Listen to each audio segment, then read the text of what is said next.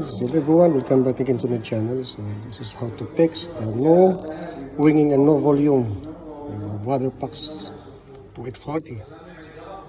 So upon receiving, there is no volume, there is no sound, not ringing at all. Okay, let's start. So let's test first. I'll try to call this fax.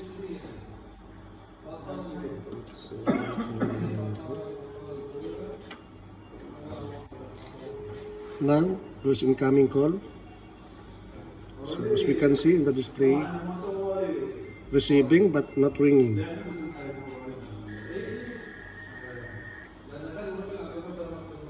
Okay, let's fix. Start. Press menu.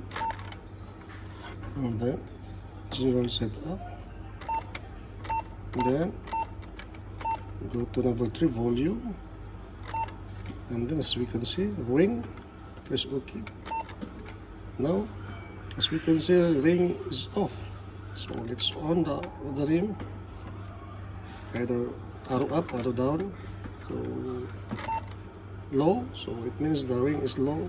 And then mid, and then high. So we can select the ringing volume if high, mid, and low.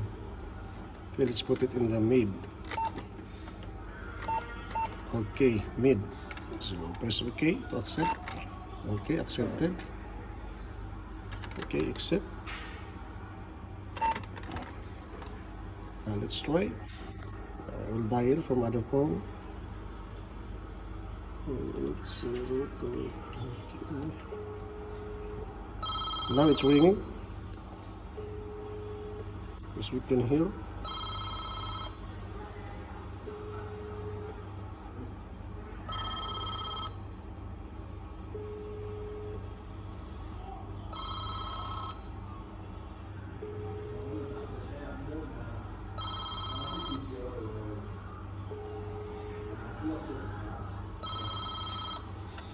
Now receiving.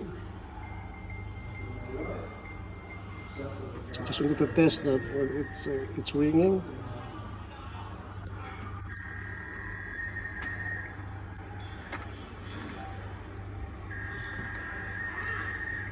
Let's wait for an end. Let's cancel this one. And clear.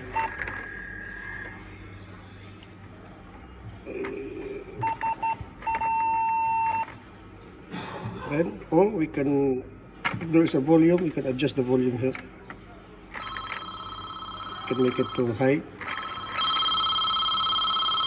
Okay. Thank you for watching.